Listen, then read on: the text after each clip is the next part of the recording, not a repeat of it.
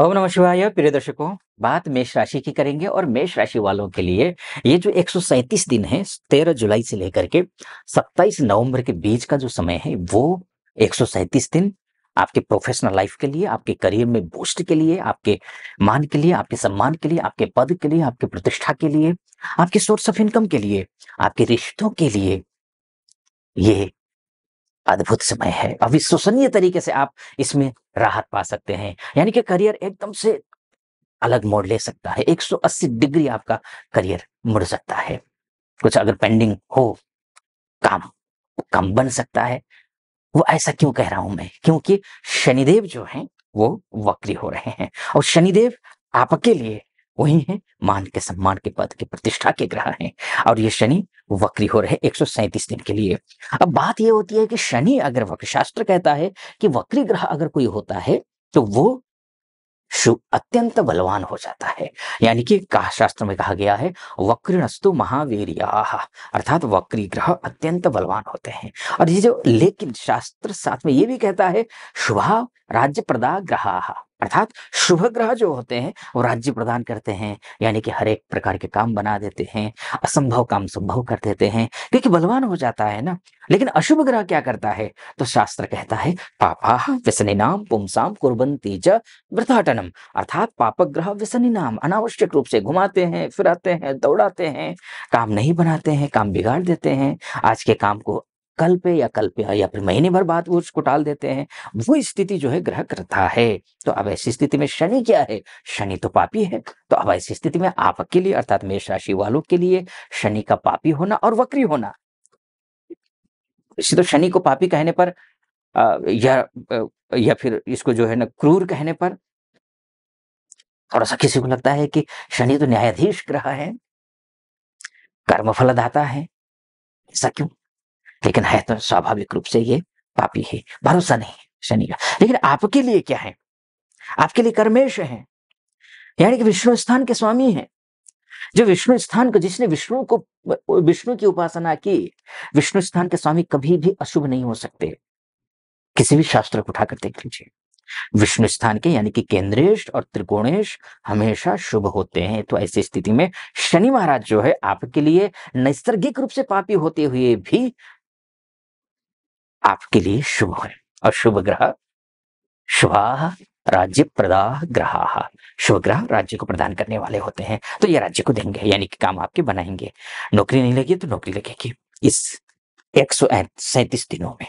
तो ये एक है। एक तो शनि की बात हो गई, और अन्य क्या क्या कुछ हो रहा है इस विषय पर भी चर्चा करेंगे। उससे पहले एक निवेदन आपके समक्ष रखना चाहूंगा।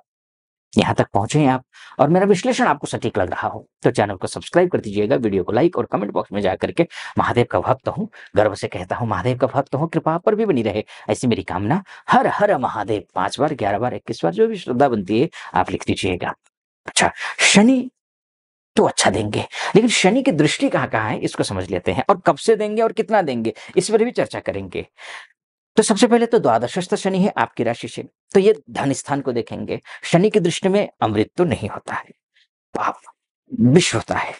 शनि की दृष्टि अच्छी नहीं होती है, लेकिन कर्मेश होकर के दृष्टि होना अशुभ नहीं, अर्थात धन आएगा, पैसा आएगा, लेकिन एक दो चीजों का ध्यान रखना पड़ेगा। वो क्या? वो ये कि आपकी वाणी का ध्यान रखना है। शनि की दृष्टि आपकी वाणी भाव में है, शनि की दृष्टि आपके अकाउंट में है। पैसा सेव करके रखना पड़ेगा, अनावश्यक खर्च पर कंट्रोल कीजिए। वाणी पर, शब्दों पर जो है शब्दों का चयन सही कीजिए।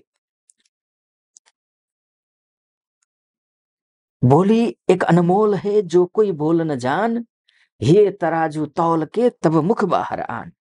वो नीति आपको अपनानी पड़ेगी। पहले तौलिए अंदर कि बोलना क्या है, कितना बोलना है, कब बोलना है, किसके सामने बोलना है, ये आपको समझना पड़ेगा, तब जाकर के बात बनेगी। अन्यथा आता हुआ पैसा जा सकता है।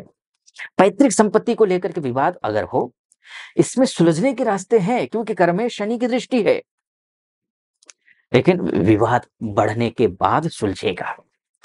वाकई में आपके पक्ष में है, यानी कि आप उसके हकदार हैं, तो ये सही समय है। आप आगे बढ़िए, आपको अपना हक मिलेगा। क्यों? क्योंकि शनि कर्म फलदाता है, कर्म को देते हैं, जो भी आपने कार्य किया है उस कार्य का फल देते हैं। वैसे भी कहा गया है शास्त्रों में कि ये जो शनि है वो स्वतंत्र कोई फल देता नहीं है। जो आपके आपके कर्म होते हैं, जो संचित कर्म हो, प्रारब्ध कर्म हो, संचित कर्मों को प्रारब्ध में बदल देता है, फिर भविष्य में निर्धारित कर देता है कि भविष्य कैसा होना है। अभी अच्छा करेंगे तो स्वाभाविक रूप से आगे जब भी वक्री होगा शनि, दशा आएगी, अंतरदशा आएगी, साढ़े साथी होगी, ढैया होगा, तो शनि अच्छा करेगा। तो कर्म अच्छे करने हैं, इस बात का आपको ध्यान रखना है।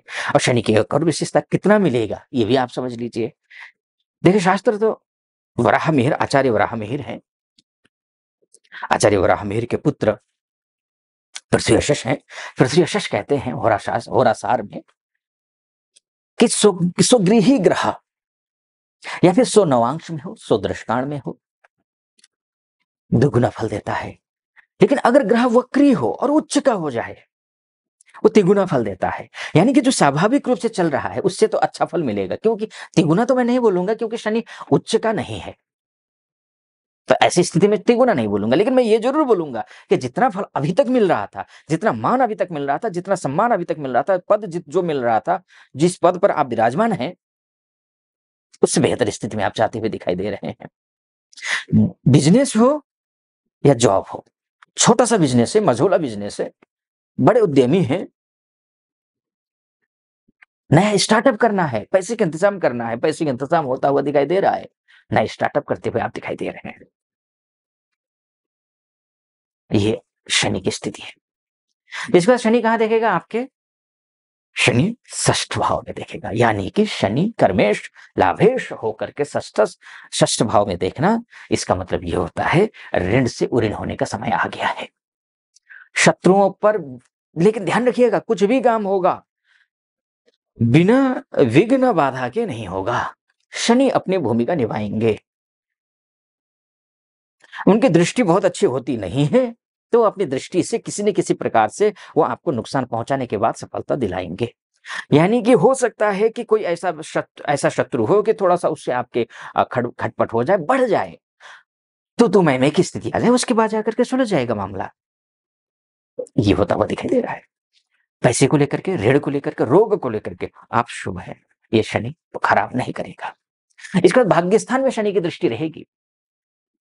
कर्मेश का भाग्यस्थान में होना यानी कि जो भी कर्म करेंगे उस कर्म का पूर्ण लाभ आपको मिलेगा, ये भी आप समझ लीजिए। लेकिन शनि द्वादशस्थ है, वक्री होने से मजबूत तो हो रहा है, लेकिन ऑलरेडी ये 2.5 साल के लिए कमजोर होगा आपके लिए, क्योंकि द्वादशस्थ शनि कमजोर होता है, अनावश्यक खर्च करवाता है, अनावश्यक भागदौड़ करवाता है, लड़ाई झगड़े करवाता है, कोर्ट कचहरी के मामले में शामिल करवाता है। इन सब से बचना है, सोच समझकर सूझबूझ के साथ में चलना है। ये मैंने आपको संक्षिप्त रूप में शनि के वक्री होने पर क्या कुछ आपके साथ होगा इन 137 दिनों में ये बताने की कोशिश की है। उपाय के तौर पर शनि महाराज की उपासना कर लीजिए। ओम प्राम प्रीम प्रौम सह शनैश्चराय नमः, इस मंत्र का जाप कर लीजिए। हनुमान चालीसा का पाठ कीजिए। जो गरीब तबका होता है, असक्त होता है, निराश्रित होता है, ऐसे तबकों का आप विशेष सम्मान कीजिए, उनका अपमान मत कीजिए, निरादर मत कीजिए। ये एक उपाय है। बाकी मोटा मोटी तौर पर है, आपकी कुंडली आपका डीएनए है।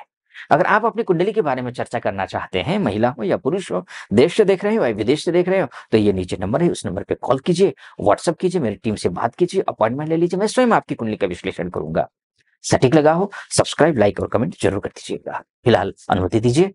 ओम नमः शिवाय।